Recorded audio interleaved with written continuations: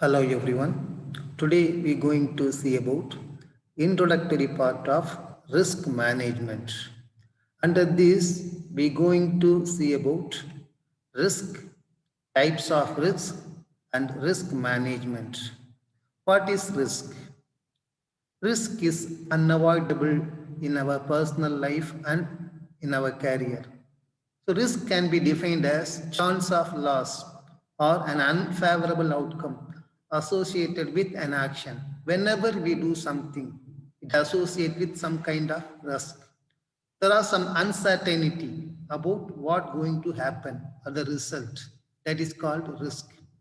Usually, certain risks which can be measured by using numerical scales. For example, if we have a house due to fire, if you lose that one, be able to find out how much loss it may cause. The same way, certain risk we cannot measure in terms of values because that kind of risk may increase the tension or may cause to loss of peace. So these are the basic things about risk. In most of the risk situation, there are two elements commonly found. First one, the outcome is uncertain. When you do some action, the outcome, the result is uncertain. It's a first element. The second one is out of possible outcome, one is unfavorable. There are a lot of possible outcomes, multiple result.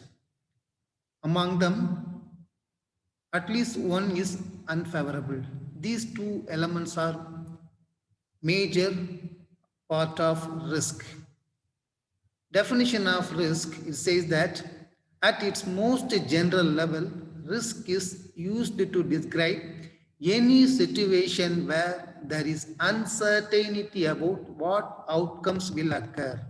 So it says about uncertainty about outcome. When you involve in an action, when you do something, it may be in your personal life or in your career, the result, the outcome is uncertain, then we consider that one as risk. Next one is types of risk. There are number of authors, they have given number of aspects regarding types of risk. Here I have highlighted the major risks available. So types of risk I have categorized under two aspects. First one is general point of view. Second one is business point of view. General point of view, we have pure risk, speculative risk, particular risk, fundamental risk, static risk, and dynamic risk. In business point of view, we have strategic risk, compliance risk, operational risk, financial risk, and finally reputational risk. We're going to see everything one by one. First, general point of view, first one, pure risk.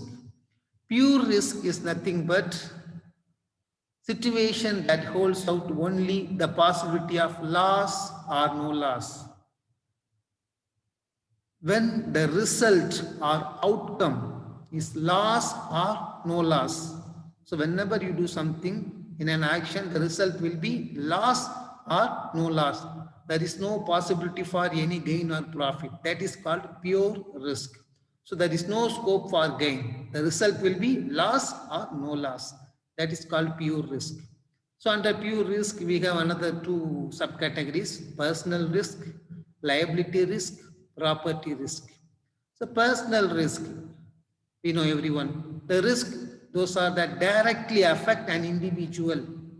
It affects each one of us.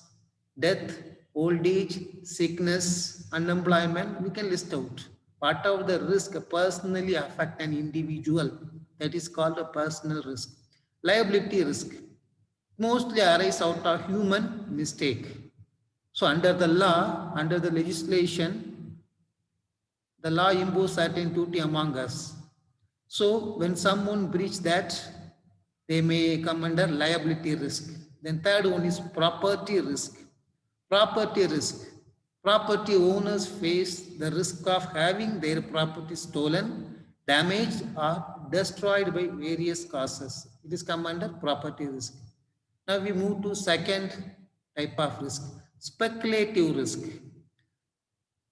Speculative risk is a situation that holds out the prospect of loss, gain, or no loss, no gain. So the result may be loss, gain, or neutral, no loss, no gain. That is called speculative risk. It's very common in business understanding. For example, if you start a new business, the result may be you get profit or loss or no profit, no loss. It is come under speculative risk. Third one is particular risk.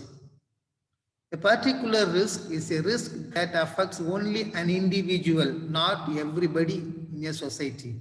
When a risk only affects an individual person in a society, that is called particular risk.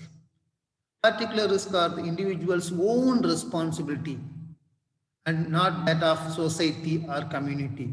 Because if you have textbook, if your textbook is stolen, the full impact of the loss of the book is felt by you alone, not by the entire members of the class. So the particular risk, when it happens, it only affects an individual, the particular person alone. That is called particular risk.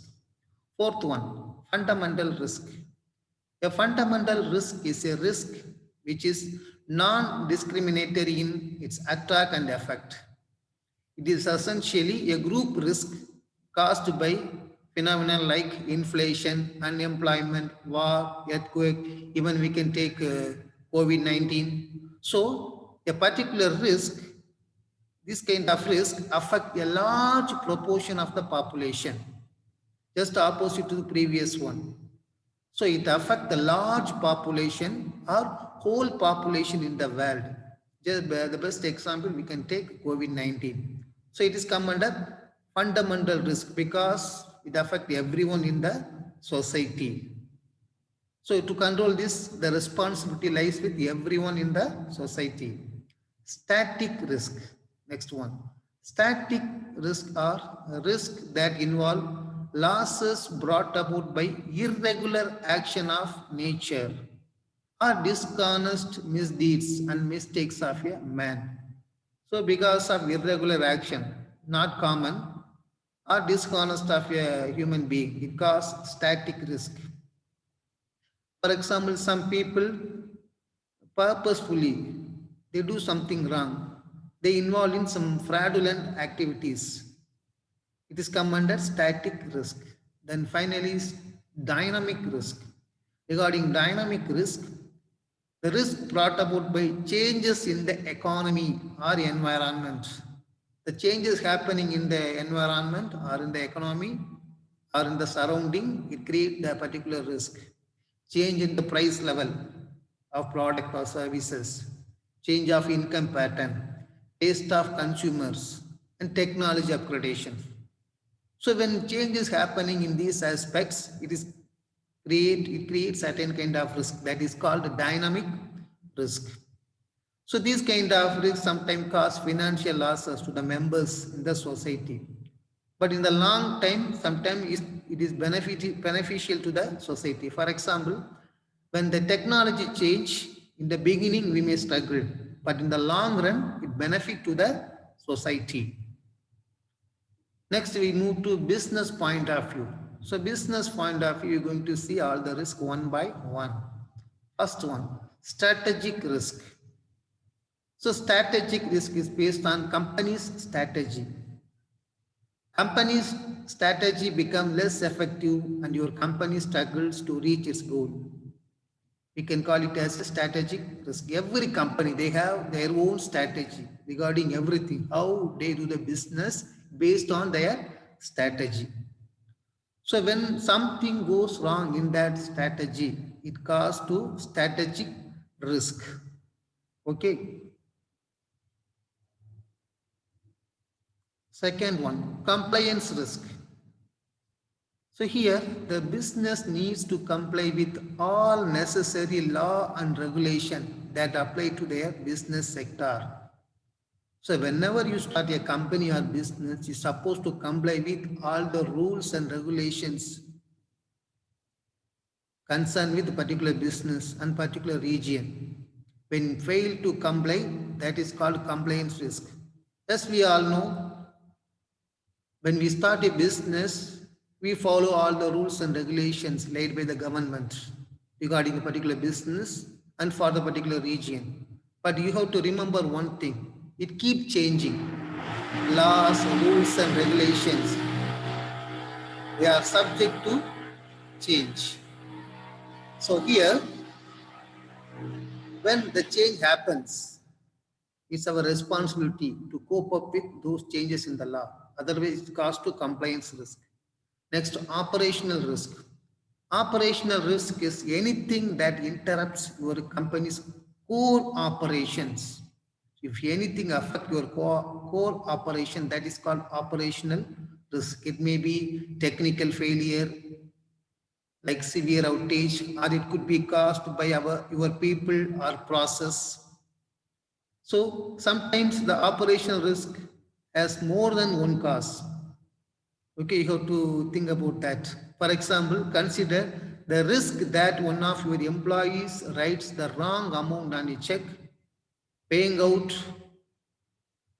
$100,000 instead of $10,000 from your account. So here the operational risk is caused by both people failure and process failure.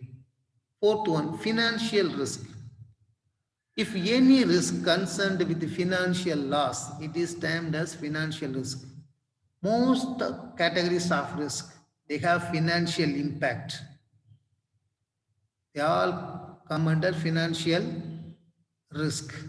So whatever the risk, it creates some impact, financial impact negatively. That is called financial risk. Next one is reputational risk. Reputational risk can take the form of major lawsuit or an embarrassing product recall, negative publicity about you and your staff, or high profile criticism of your products. So every company, they have their own reputation. So when certain incidents or action may cause to lose of that reputation, that called as reputational risk. Next, we move to risk management. We already discussed about what is risk, what are the different types of risk we have. Next, we move to risk management. How we can manage that? Risk management. Risk management is concerned with direction of purposeful activities. So it's a purposeful activities towards the achievement of individual or organizational goals. With the help of risk management, we can prevent, reduce, shift, spread and accept the risk. Simply, risk management is the process of identifying, assessing and controlling threats to an organization capital and earnings. What are the factors may threat to the capital and earning of the organization that we have to identify, assess and control. This all together called risk management. So simply risk management helps a business to face risk in better and prepared manner, because whenever you do business, risk is unavoidable. It's part and parcel of your business and even your personal life. So risk management helps you to face the risk in a better and prepared manner. So under risk management, we have certain process. It includes three major aspects. First one is achievement of aim is more likely to happen. When you have risk management, you can easily achieve your aim. Second one, harmful things do not happen, are less likely to happen. Harmful things do not happen or you can reduce. Finally, positive things will be achieved or will be happen. So these are the major three aspects you get when you have proper risk management. So definition, we can see one definition given by Dr. B.K. Gupta. Risk management is an integrated process of delineating specific areas of risk developing a comprehensive plan, integrating the plan, and conducting the ongoing evaluation. So here, what are the areas of risk we have that it defined? Then develop a plan based on the risk we have identified. Then after making the plan, it integrate. Then finally, conduct an evaluation to control the risk. So these are the major things. I hope you understood everything. Thank you, everyone.